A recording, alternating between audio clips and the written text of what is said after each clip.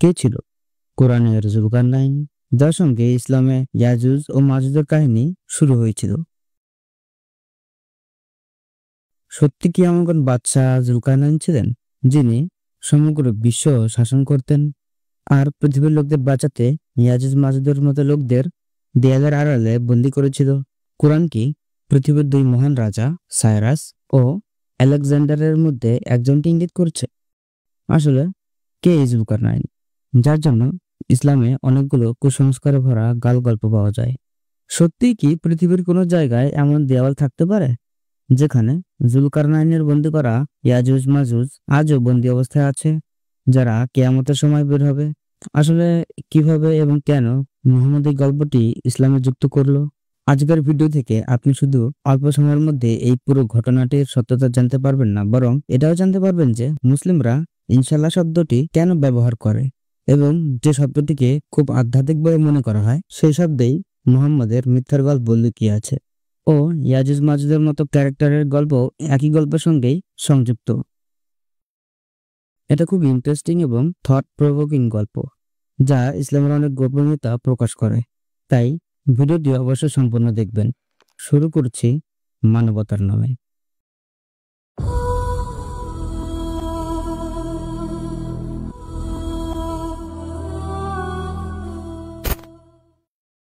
জুলকারনাইন। আপনি কি কখনো লক্ষ্য করেছেন কেন মুসলিম লোকেরা ইনশাআল্লাহ শব্দটি ব্যবহার করে? এই প্রশ্নটি যদি কোনো মোল্লাকে জিজ্ঞাসা করা হয়, তাহলে তারা এই উত্তরটি দেবে যে ইনশাআল্লাহ শব্দের অর্থ হলো যদি আল্লাহ চান।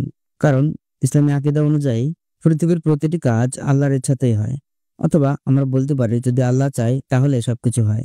এমন মনে করা হয় যে কোনো কথার মাঝে ইনশাআল্লাহ লাগালে সে কাজটা সম্পন্ন হওয়ার সম্ভাবনা অনেক বেড়ে যায় এবং এটাকে সত্য এবং বিশ্বাসের প্রতীক হিসেবেও ধরা হয়।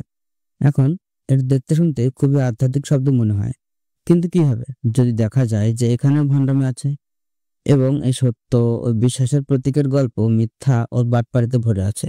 তাহলে আসুন আজকের এসব কাহিনীগুলোর সঙ্গে সঙ্গে ইসলামের সবচেয়ে বড় কুসংস্কারগুলোর পর্দাও উন্মোচন করি।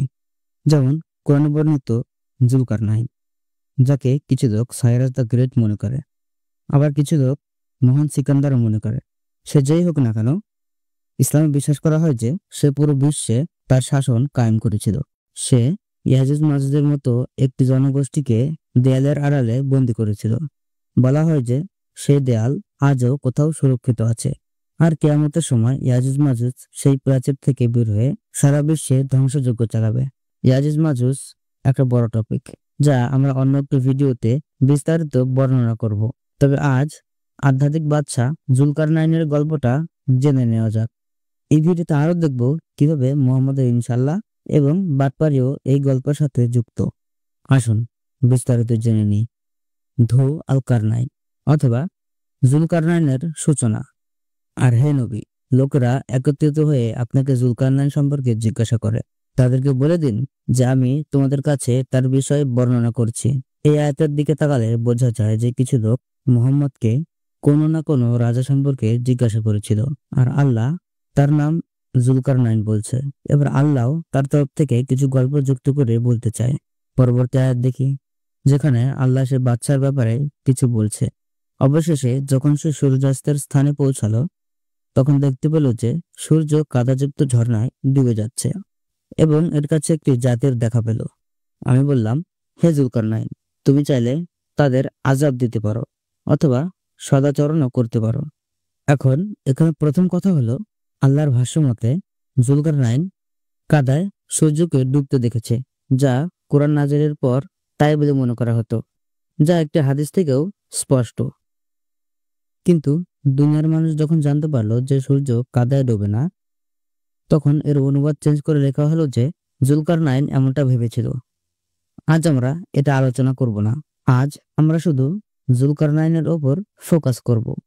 কোরআনের আরো কিছু আয়াত থেকে জানা যায় যে জুলকারনাইন ইয়াজুজ মাজুজ লোহার দেয়ালের আড়ালে বন্দী করেছিলেন। আমরা যদি এই আয়াতগুলোর তাফসীর দেখি, তাহলে জুলকারনাইনের গল্পটি এভাবে বর্ণিত হয়েছে। যখন মুহাম্মদ মক্কায় তার নবুয়ত ঘোষণা করেছিল, তখন কুরাইশরা মুহাম্মদকে সত্য নবী হিসেবে গ্রহণ করার জন্য পরীক্ষা করতে চেয়েছিল, যার জন্য কুরাইশ গোত্রের দুই ব্যক্তি নাদির ও ও উজবা বিন আবু মুঈদ মদিনার ইহুদিদের কাছে গিয়েছিল, কারণ সেই সময় ইহুদিরাই একমাত্র জাতি ছিল যারা বেশি শিক্ষিত ছিল এবং তাদের বংশেই নবীদের ধারাবাহিকতা বজায় ছিল। যখন নাদির ও উজবা মদিনায় পৌঁছায় তখন তারা ইহুদিদের রাব্বি অর্থাৎ আলেমদের সাথে সাক্ষাৎ করে, যাদের কাছে তারা মক্কায় এক ব্যক্তির নবুয়তের পাগলামির কথা বর্ণনা করেছিল আর ইহুদিদের কাছে প্রশ্ন করেছিল যে আমরা কিভাবে মুহাম্মদের নবুয়তের সত্যতা জানতে পারি। এতে ইহুদি রাব্বি এই দুজনকে বললেন, তোমরা মুহাম্মদকে এই 3টি প্রশ্ন করো। সে যদি এই 3টি প্রশ্নের সঠিক উত্তর দেয় তাহলে তাকে সত্যিকারের নবী মনে করবে, কিন্তু যদি সে প্রশ্নের উত্তর দিতে ব্যর্থ হয় তাহলে সে অবশ্যই একজন মিথ্যাবাদী এবং বাটপার লোক। যে 3টি প্রশ্ন রাব্বিরা বলেছিল সেগুলো হলো: 1 নম্বর, যারা 300 বছর ধরে একটি গুহায় ঘুমিয়েছিল তারা কারা এবং তাদের অলৌকিক ঘটনা কি? 2 নম্বর, কে সেই ব্যক্তি যিনি মাশরিক থেকে মাগরিব পর্যন্ত অর্থাৎ পৃথিবীর এক প্রান্ত থেকে অন্য প্রান্তে তার সাম্রাজ্য প্রতিষ্ঠা করেছিলেন? 3 নম্বর, আত্মা অর্থাৎ কি? এই প্রশ্নগুলো নিয়ে যখন নাদির ও উজবা মক্কায় আসে, কুরাইশরা মুহাম্মদকে সত্য নবী পরীক্ষা করার জন্য এই 3টি প্রশ্ন জিজ্ঞাসা করেছিল, যার উত্তরে মুহাম্মদ বলল, আমি তোমাদের এর উত্তর আগামীকাল দেব। তারপরের দিন জিজ্ঞাসা করলে পরের দিনের অজুহাত দেখায়, তারপরের দিন জিজ্ঞাসা করলেও পরের দিনের অজুহাত দেখায়। এভাবে প্রায় 15 দিন মুহাম্মদ কোনো জবাব দেয়নি। 15 দিন পর যখন লোকেরা তার উপর আরো চাপ সৃষ্টি করে, সে ঘোষণা করলো যে আল্লাহর ওহী আমার কাছে এসে গেছে এবং আমি এখন তোমাদেরকে বলবো। মানুষ যখন প্রশ্ন করলো যে উত্তর আসতে 15 দিন লাগলো কেন, তখন মুহাম্মদ বলল যে আমি যখনই বলতাম যে আমি তোমাকে আগামীকাল বলবো, তখন ইনশাআল্লাহ শব্দটি ব্যবহার করতাম না। এজন্য আল্লাহ আমার উপর ওহী পাঠাচ্ছিল না। আর গতকাল আমি তোমাকে বলেছিলাম যে ইনশাআল্লাহ আমি তোমাকে আগামীকাল বলবো, এবং তাই আজকে আমার উপর ওহী এসেছে। এখান থেকেই ইসলামে ইনশাআল্লাহর ধারণা এসেছে। এখন আপনি নিজে চিন্তা করুন, আল্লাহ কেমন আল্লাহ, যে কিনা মুহাম্মদকে সত্যিকারের নবী হওয়ার পরীক্ষা দেওয়ার সময়ও ইনশাআল্লাহর জন্য মজা করছেন। আল্লাহ যদি এটা না করতেন এবং মানুষ যদি সময় মতো মুহাম্মদের উপর ভরসা করত, তাহলে আজ ইসলামী জিহাদ হতো না আর লাখো কোটি মানুষকে হত্যাও করা হতো না। বাই দ্য ওয়ে, মুহাম্মদ 15 দিন দেরি হওয়ার অজুহাত ঢেকে দিল ইনশাআল্লাহ দিয়ে, এবং 15 দিনের মধ্যে যতটা সম্ভব গবেষণার ভিত্তিতে সে ওই লোকদের উত্তর দিয়েছিল যে কোরআনের এই 3টি প্রশ্নের উত্তর কোরআনের 2টি আয়াতে দেওয়া হয়েছে। সূরা আল কাহাফ আয়াত 18-তে এই 2টি প্রশ্নের উত্তর রয়েছে এবং এই পুরো ঘটনাটি সিরাত ইবনে হিশামের প্রথম খণ্ডের 301 পৃষ্ঠায় সম্পূর্ণরূপে বর্ণিত রয়েছে। আজ আমরা বাকি 2টি প্রশ্ন সম্পর্কে কথা বলবো না যা মুহাম্মদকে জিজ্ঞাসা করা হয়েছিল, তাই জুলকারনাইনের প্রশ্নে আলোকপাত করা যাক। আসলে আরবি ভাষায় জুলকারনাইন বলতে সেই ব্যক্তিকে বোঝানো হয় যার 2টি শিং আছে, অর্থাৎ যার মাথায় 2টি শিং অথবা 2টি শিংওয়ালা ব্যক্তি। জুলকারনাইনের ব্যাপারে ইসলামী বিশ্ব 2 ভাগে বিভক্ত। প্রাচীন মধ্যপ্রাচ্যের মানুষ প্রাচীনকালে একজন বাদশার গল্পে বিশ্বাস করত, যিনি সমগ্র বিশ্ব শাসন করেছেন, যার মধ্যে একজন আছেন আলেকজান্ডার দ্য গ্রেট অর্থাৎ সিকান্দারে আজম এবং অন্যজন সাইরাস দ্য গ্রেট বা সাইরাস। ইসলামিক স্কলাররা সাইরাসের প্রতি বেশি মনোযোগ দিতে পছন্দ করেন, কারণ এটা বিশ্বাস করা হয় যে আলেকজান্ডার ছিলেন একজন মুশরিক অর্থাৎ বহু ঈশ্বরে বিশ্বাসী, সেখানে সাইরাস ছিলেন একেশ্বরবাদী অর্থাৎ এক ঈশ্বরে বিশ্বাসী। তাহলে দেখা যাক জুলকারনাইনের গল্পে কাকে ফিট করা যায়, এবং এই ভিডিওতে আমরা তার মতো অন্যান্য চরিত্রের গল্প দেখতে পাবো। Cyrus the great. বাইবেল সাইরাসকে একজন মহান রাজার উপাধি দেয়, যিনি একটি বিশাল সাম্রাজ্য তৈরি করেছিলেন, এবং হিব্রু বাইবেলে তার নাম 30 বারেরও বেশি বার উল্লেখ করা হয়েছে। ধারণা করা হয় যে সাইরাস খ্রিস্টপূর্ব 530 থেকে 539 খ্রিস্টপূর্বের মধ্যে জন্মগ্রহণ করেছিলেন। তার রাজ্য আসমেনিয়ান সাম্রাজ্য নামে পরিচিত ছিল। এটি ছিল প্রথম পারস্য রাজ্য। সাইরাস তার পিতার মৃত্যুর পর 559 খ্রিস্টপূর্বে সিংহাসনে বসেন।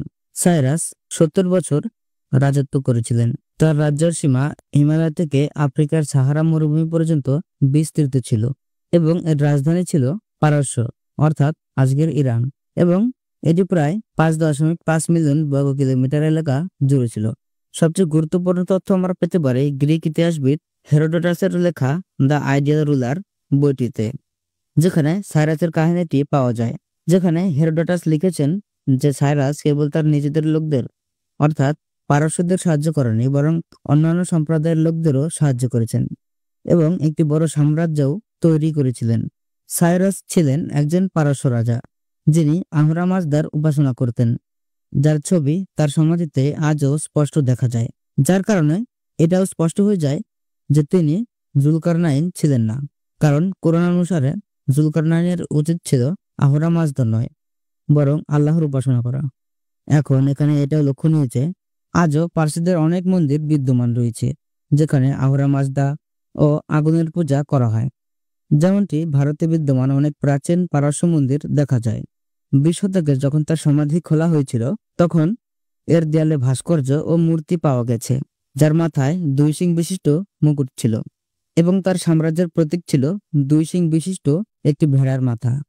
এই আবিষ্কারের পরেই মুসলিম মোল্লারা সাইরাসকে জুলকারনাইন উপাধি দিতে শুরু করেন। এরপর থেকে আবুল আল্লাহ মওদুদী ও আবুল কালাম আজাদ সাইরাসকে জুলকারনাইন বলতে থাকেন। ইমাম ইবনে কাসির তার গ্রন্থে জুলকারনাইনকে আলেকজান্ডারের চেয়ে 2000 বছর আগের বাচ্চা হিসেবে বর্ণনা করেছেন, যার উজির ছিলেন নবী খিজির, যিনি ইব্রাহিমের সাথে হজ করেছিলেন।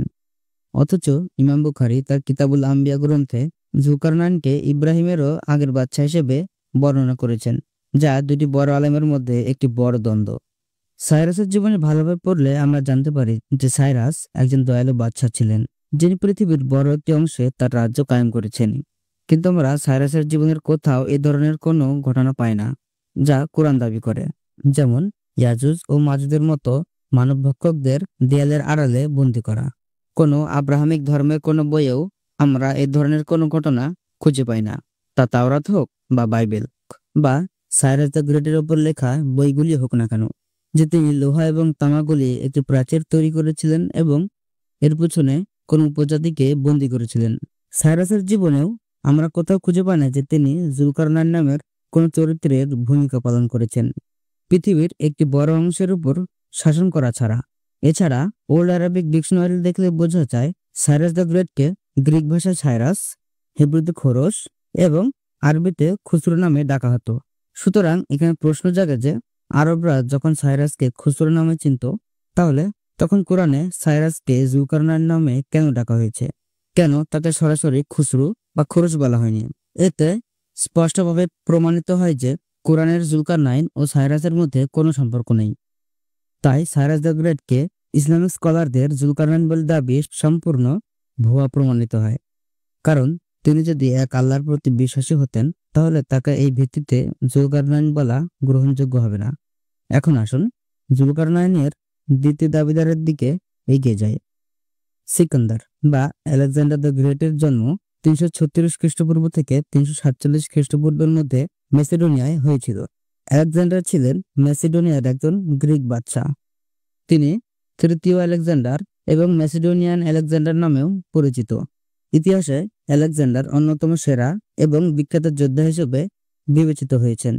তার মৃত্যুর সময় পর্যন্ত তিনি বিশ্বের প্রায় অর্ধেক জয় করেছিলেন, যা প্রাচীন গ্রিকদের কাছে পরিচিত ছিল। কিন্তু সত্য হলো যে তিনি পৃথিবীর মাত্র 15% জয় করেছিলেন। তাই আলেকজান্ডারকে অর্ধেক পৃথিবী জয় করার উপাধি দেওয়া হয়েছিল। আলেকজান্ডারের সাম্রাজ্য হিমালয়ের উপত্যকার কাশ্মীর থেকে ইউরোপ, গ্রিস, ইতালি এবং আফ্রিকার মরুভূমি পর্যন্ত বিস্তৃত ছিল। আলেকজান্ডার ছিলেন তার সময়কার বিখ্যাত পণ্ডিত ও দার্শনিক অ্যারিস্টটলের শিষ্য। আলেকজান্ডার ছিলেন রাজা ফিলিপ দ্বিতীয় এবং তার রানী অলিম্পাসের পুত্র। যখন তিনি 20 বছর বয়সে পা দেন, তখন তার বাবা ফিলিপ আলেকজান্ডারকে তার সিংহাসনের উত্তরাধিকারী করেন এবং বাইজেন্টাইনদের বিরুদ্ধে যুদ্ধে যান। ফিলিপের প্রস্থানের পর রাজ্য একা পেয়ে আরেকজন রাজা থ্রেসিয়ান মেরি মেসিডোনিয়া আক্রমণ করে, কিন্তু আলেকজান্ডার তার বিরুদ্ধে যুদ্ধ করেন এবং তাদের রাজ্য থেকে তাড়িয়ে দেন। পরবর্তীতে তিনি গ্রিকদের সাথে একটি উপনিবেশ স্থাপন করেন এবং আলেকজান্ডার পলিস নামে একটি শহর প্রতিষ্ঠা করেন এবং আলেকজান্ডার সেখানকার প্রথম রাজা হন। আলেকজান্ডার দ্য গ্রেট ছিলেন তার সময়ের একজন মহান সম্রাট, যিনি তার জীবনে কোনো যুদ্ধে হারেননি। 326 খ্রিস্টপূর্বে আলেকজান্ডার তার জীবনের শেষ যুদ্ধ করেছিলেন ভারতের রাজা পৌরাসের সাথে, যেটি ঝেলাম নদীর কাছে হয়েছিল। এটাই ছিল আলেকজান্ডারের জীবনের শেষ যুদ্ধ। এই যুদ্ধের পর আলেকজান্ডার তার রাজধানী ব্যাবিলনে চলে যান এবং সেখানে 11 জুন 323 খ্রিস্টপূর্বে মাত্র 32 বছর বয়সে মারা যান। আলেকজান্ডারকে তার সময়ের সর্বশ্রেষ্ঠ যোদ্ধা এবং একজন সফল শাসক হিসেবে মনে করা হয়, যার কারণে গ্রিক সাম্রাজ্যের দীর্ঘকাল ধরে পৃথিবীর একটি বড় অংশ শাসন করতে সক্ষম হয়েছিল। যিনি মাত্র 12 বছরে অর্ধেক পৃথিবী জয় করেছিলেন এবং যার কারণে গ্রিক জনগণ আলেকজান্ডারকে একজন অলৌকিক মানুষ বা এমন মানুষ মনে করত যার সাথে দেবতাদের সম্পর্ক আছে, অথবা তাকে দেবদূত হিসেবে চিহ্নিত করা হয়েছিল। আলেকজান্ডারের মৃত্যুর পর আলেকজান্ডার সম্পর্কে এই ধরনের গল্প গ্রিক এবং আশেপাশের মানুষের মধ্যে প্রচলিত ছিল, যেখানে আলেকজান্ডার অত্যাচারী ডাকাত, রাক্ষস, মানুষখাকু প্রাণী, নরখাদক ও অত্যাচারী রাজাদের হারিয়ে সেখানে সুখ ও শান্তি প্রতিষ্ঠা করেছিলেন। একই ধরনের গল্প কাহিনী মানুষের মুখে মুখে ছড়িয়ে পড়তে থাকে এবং আলেকজান্ডার সম্পর্কে একই গল্প আরবদের মধ্যেও প্রচলিত হয়ে ওঠে এবং এই গল্পটি পরবর্তীতে আলেকজান্ডার সম্পর্কে কাহিনী এবং গল্পের কারণ হয়ে ওঠে। লোকেরা আলেকজান্ডারকে একজন অলৌকিক মানুষ এবং দেবতাদের প্রিয় বান্দা হিসেবে মনে করেছিল। এই কারণেই মোহাম্মদও আলেকজান্ডারকে জুলকারনাইন বলে লোকদের সামনে উপস্থাপন করেছিল। তাহলে কি এটাই একমাত্র কারণ ছিল যার জন্য মোহাম্মদ জুলকারনাইনের মতো একজন চরিত্রকে কোরআনে স্থান দিয়েছে, নাকি অন্য কিছু? তাহলে আসুন আমরা জুলকারনাইন এবং আলেকজান্ডারের মধ্যে সিমিলারিটি এবং অনুরূপ গল্প দেখি। জুলকারনাইন অথবা ধু আল-কারনাইন। কিছু ইতিহাসবিদদের মতে জুলকারনাইন অথবা ধু আল-কারনাইনের গল্প 100 সিরিয়াক আলেকজান্ডার লেজেন্ড নামে বইতে পাওয়া যায়। এই বই অনুসারে বইটির লেখক জোসেফাস একটি গল্প লিখেছেন, যেখানে সিকান্দার অর্থাৎ আলেকজান্ডার সিথেন নামক এক বর্বর ডাকাত দলকে তাড়া করছেন এবং তাদের একটি পাহাড়ের ফাটলের ভিতরে পাঠায় এবং একটি দেয়ালের মাধ্যমে তাদের সিল করে দেয়। যে দেয়ালটা সে তৈরি করেছিল সেটা লোহা দিয়ে তৈরি করা হয়েছিল। তিনি যে সম্প্রদায়কে বন্দী করেছিলেন তাদের ম্যাগগ নাম দেওয়া হয়েছিল। পরবর্তীতে সেই কাহিনী কোরআনে কপি করা হয়েছে, যেখানে ম্যাগগকে মাজুজ এবং ইয়াজুজ হিসেবে বর্ণনা করা হয়েছে। সিরিয়াক আলেকজান্ডার লেজেন্ড বইটিতে আলেকজান্ডারের সিং সম্পর্কে বলা হয়েছে। এই বইটিতে গল্পের নায়ক অর্থাৎ আলেকজান্ডার তার গ্রিক নাম টু হর্ন দ্বারা লেখা হয়েছে, যাকে ইসলামে বলা হয় ধু আল-কারনাইন অর্থাৎ 2 সিং বিশিষ্ট ব্যক্তি। আল-তাবারি এই শব্দটিকে এইভাবে বর্ণনা করেছে যে বিশ্বের এক প্রান্তকে একটি সিং এবং অন্য প্রান্তকে অন্য সিং হিসেবে মনে করে, অর্থাৎ 2 সিংয়ের উল্লেখ মানে সেই রাজা যিনি পৃথিবীর এক কোণ থেকে অন্য কোণে রাজত্ব করেছেন। অতএব আলেকজান্ডার এই সিরিজে ফিট করে, কারণ তার সেই সময়ের লোকেরা তাকে দেবতা জিউসের মতো মনে করত, যিনি মিশরীয় দেবতা আমনকে পরাজিত করেছিলেন এবং তার 2 সিংযুক্ত মুকুট নিজের মাথায় পরেছিলেন। যদিও এর মানে এই নয় যে জিউস আমনকে পরাজিত করেছে, বরং এর অর্থ হলো রোমানরা মিশরীয়দের পরাজিত করেছিল। তাদের মতে তাদের দেবতারা জিতেছে অথবা হেরেছে। সেজন্য আমরা আলেকজান্ডারের 2টি সিং পরা ছবি দেখতে পাই, যেমনটা হেলেনিস্টিক যুগের প্রথম দিকে 30 খ্রিস্টপূর্বে তাকে গ্রিক মুদ্রায় চিহ্নিত করা হয়েছে। পুরনো রোমান বই টু আল-কারনাইনের গল্পগুলিতে আমরা উল্লেখ পাই, যেখানে আক্রমণকারীদের হাত থেকে রক্ষা করার জন্য দূর দেশে একটি প্রাচীন তৈরি করা হয়েছে, যেটা কিনা চীনের মহাপ্রাচীরও হতে পারে।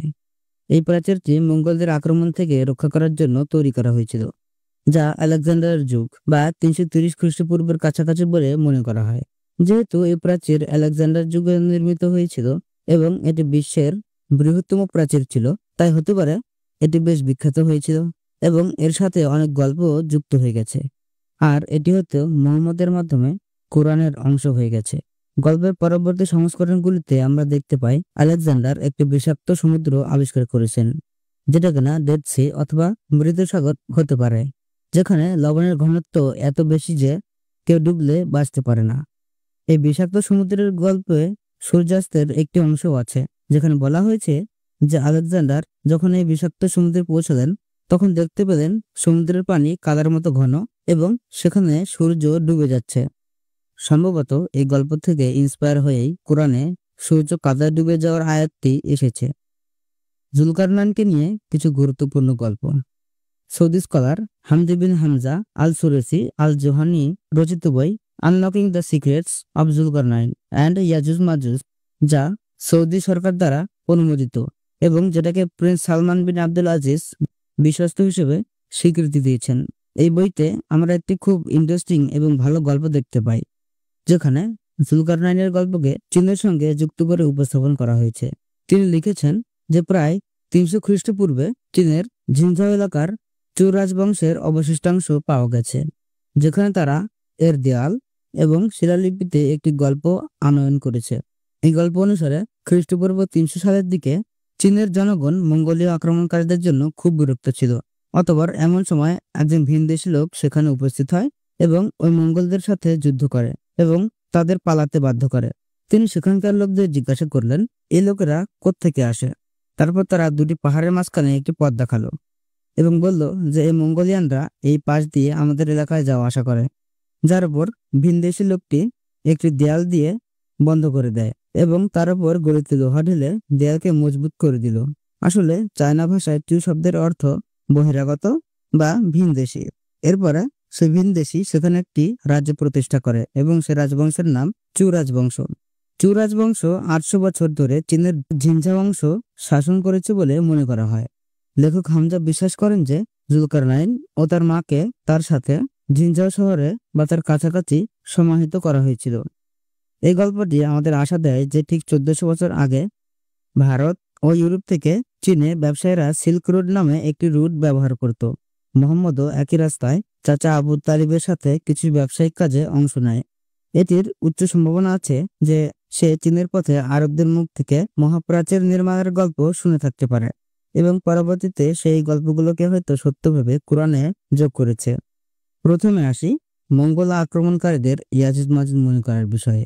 অনেক গল্প পড়ার পর তা আমার কাছে পরিষ্কার হয়ে যায় যে মঙ্গোল আক্রমণকারীরা ছিল অত্যন্ত বর্বর ও নিষ্ঠুর মানুষ, যারা মানুষের পাশাপাশি তাদের পশুদেরও হত্যা করত এবং যা কিছু অবশিষ্ট থাকতো তা লুট করে নিয়ে যেত, যার কারণে মঙ্গোলদের নিয়ে জনগণের মধ্যে ভীতি ও আতঙ্কের পরিবেশ ছিল। এবং সেই সময়ের লোকেরা এই আক্রমণকারীদের সম্পর্কে অনেক হিংসাত্মক ও ভীতিকর গল্প তৈরি করেছিল, যেখানে মঙ্গোলদের দানব বা শয়তান এবং নরখাদক হিসেবে মনে করা হতো এবং তাদের দেহ দানবাকৃতির বলেও মনে করা হতো। তাই এসব গল্পে ইয়াজুজ ও মাজুজকে শয়তান হিসেবে গণ্য করা হয়েছে। পাকিস্তানের বিখ্যাত ডাক্তার ইসরার আহমেদ মঙ্গোলদের সরাসরি ইয়াজুজ মাজুজ বলেছেন এবং তাদের থামাতে একটি প্রাচীর নির্মাণের কথাও উল্লেখ করেছেন। यहाँ ये समझ लीजिए कि याजूज माजूज से क्या मुराद है। हजरत याफिस की औलाद ने ये सेंट्रल एशियन माउंटेन्स का जो सिलसिला है उसको क्रॉस किया और शिमाल में चले गए और शिमाल में जाकर दाएं बाएं फैल गए। फिर ये मैदान है, टंडरे का मैदान और फलाने मैदान और बड़े बड़े खुले मैदान है, ये शिमाली में चले गए और जाकर फिर फैले। फैलने में वो मशरिक की तरफ आए तो चीन और हिंद चीनी तक ये सारी कौमें जो है ये येलो रेसिस ये उन्हीं की नस्ल से है। तो यूं समझ लीजिए कि वेस्टर्न यूरोप और ईस्टर्न यूरोप का भी खास तौर पर शिमाली इलाका और पूरा ये रूस का इलाका और पूरा सराय गोबी और पूरा चीन और वहां तक जो है हिंद चीनी तक ये याफिस की नस्ल है। याफिस के जिन बेटों के नाम तौरात में आए हैं, कई नाम है, वो कोई एक दो नहीं, उनमें गॉग एंड मैगॉग भी ये तौरात के अंदर नाम दिए गए हैं। गॉग एंड मैगॉग, याजूज माजूज, ये भी उन्हीं के बेटों की। এই ক্লিপে ডক্টর ইসরার আহমেদ স্পষ্টভাবে মঙ্গোল আক্রমণকারীদের ইয়াজুজ মাজুজ বলে অভিহিত করেছেন। এতে প্রমাণিত হয় যে কুরআন ও হাদিসে ইয়াজুজ মাজুজের বিখ্যাত কাহিনীগুলো ভুয়া, আর কিয়ামতের আগে তাদের বেরিয়ে আসার কথাও ভুয়া। মুহাম্মদের আলেকজান্ডার ও সাইরাস সম্পর্কে কনফিউশন। কুরাইশরা মুহাম্মদকে প্রশ্ন করে যে সেই ব্যক্তির নাম বলো যিনি পৃথিবীর এক প্রান্ত থেকে অন্য প্রান্ত জয় করেছিলেন। তখন মুহাম্মদ নিজেই বিভ্রান্ত হলেন যে তিনি কার নাম নেবেন, কারণ সে সময় এমন অনেক রাজার গল্প প্রচলিত ছিল যারা সমগ্র বিশ্ব জয় করেছিলেন, কিন্তু সেই সময় সাধারণত কিছু রাজার গল্প খুব বিখ্যাত ছিল, যার মধ্যে প্রথমটি ছিল বাইবেলে উপস্থিত সাইরাস দ্য গ্রেটের বিখ্যাত গল্প। কিন্তু মুহাম্মদও সিকান্দার অর্থাৎ আলেকজান্ডারের প্রতি খুব মুগ্ধ ছিল, সেজন্য সে আলেকজান্ডার ও সাইরাসের কাহিনী মিশিয়ে জুলকারনাইন নাম দিয়ে জনগণের সামনে উপস্থাপন করে। এখানে অনেক প্রশ্ন জাগে। যখন আরবরা সাইরাসকে হিব্রুতে খোরাস এবং আরবিতে খসরুর নামে জানত, তাহলে মুহাম্মদের জুলকারনাইনের কি দরকার ছিল? সে সরাসরি খুসরু নামটিও নিতে পারত, কিন্তু মুহাম্মদ নিজে বিভ্রান্ত ছিলেন। এমনকি ইহুদিরা কোন রাজার বিষয়ে জানতে চায় তা নিশ্চিতভাবে জানত না। তাই সে সময় বিশ্বজয় করা সব রাজাদের কাহিনী মিশিয়ে জুলকারনাইন বানিয়ে ফেলল। এখন এটা লক্ষণীয় যে এই গল্প শোনা সত্ত্বেও কুরাইশরা মুহাম্মদের কথায় বিশ্বাস করেনি এবং এখনো তাকে একজন মিথ্যানবী হিসেবে মনে করছিল। যেমন আমরা আগেও জেনেছি যে জুলকারনাইন মানে হলো দুই সিংওয়ালা। এখন এখানে প্রশ্ন হলো, সাইরাস দ্য গ্রেটের সাম্রাজ্যের প্রতীক ছিল দুই সিং বিশিষ্ট একটি ভেড়ার মাথা। সেখানে আলেকজান্ডারের ছবিতে মুকুটের জায়গায় তার মাথায় দুটি সিং তৈরি করা হয়েছে। উদাহরণস্বরূপ খ্রিস্টপূর্ব 30তম হেলেনিস্টিক যুগের রোমান সাম্রাজ্যের মুদ্রায় আলেকজান্ডারের ছবি স্পষ্টভাবে দেখা যায়, যেখানে তার মাথায় দুটি সিং ছিল। সম্ভবত মুহাম্মদ এই মুদ্রাগুলো দেখেছে এবং তার কনফিউশন তার কাছে সঠিক বলে মনে হতে পারে, এবং দুটি সিংওয়ালা রাজাদের গল্প থেকে একটা আয়াত বানিয়ে লোকদের শুনিয়ে দিল। এটি হওয়ার সম্ভাবনা সবচেয়ে বেশি। আমরা তখনকার বিখ্যাত রাজাদের সম্পর্কে জানব, যাদের প্রজারা তাদের বিশ্বের শ্রেষ্ঠ রাজা বলে মনে করত। বিশ্বের দ্বিতীয় বিখ্যাত জুলকারনাইন। মুহাম্মদ এবং তার পূর্ববর্তীদের মধ্যে অনেক বিখ্যাত বাদশা ছিল, যারা বিশ্বের একটি বড় অংশে তাদের শাসন প্রতিষ্ঠা করেছিলেন।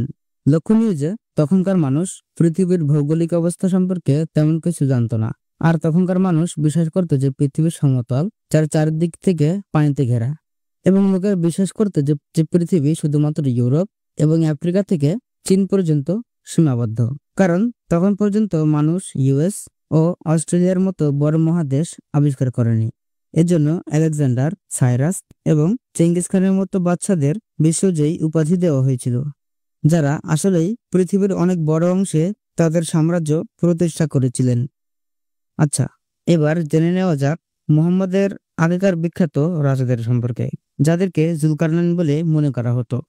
আফ্রিকান রাজা আল হিমায়রি বা হিমিয়ারের রাজা।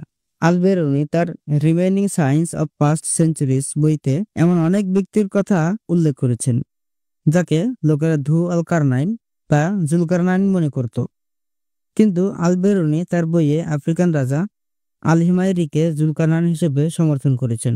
তিনি লিখেছেন যে ইয়েমেনের রাজপুত্র ধু আল কারনাইন একজন আফ্রিকান ছিলেন, যিনি ভূমধ্যসাগর জয় করেছিলেন এবং আফ্রিকা নামে একটি শহর প্রতিষ্ঠা করেছিলেন, যাকে আজ আফ্রিকা মহাদেশ বলা হয়।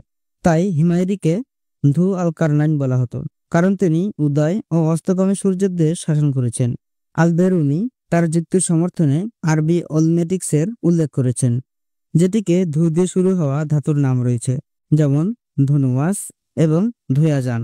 আফ্রিকার রাজা হিমিয়ারের সাহিত্যে এই ধাতুগুলি পাওয়া যায়। 2 নম্বর, ফারিদুন।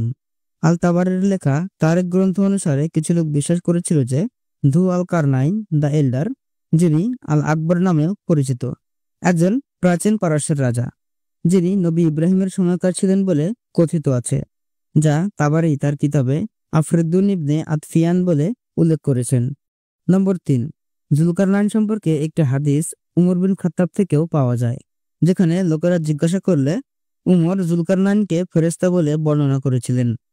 নম্বর 4, লেখমিডাস, যে দক্ষিণ মেসোপটেমিয়ার একজন রাজপুত্র ছিল, যিনি প্রথমে পার্সিয়ান এবং পরে রোমানদের মিত্র হয়েছিলেন, যাকে ইমরোজ কেস তার কিতাবে জুলকারনাইনের বর্ণনা করেছেন এবং তার দুঃসাহসিক কাজ এবং রোমাঞ্চকর কাহিনী ব্যাখ্যা করে লেখা হয়েছে।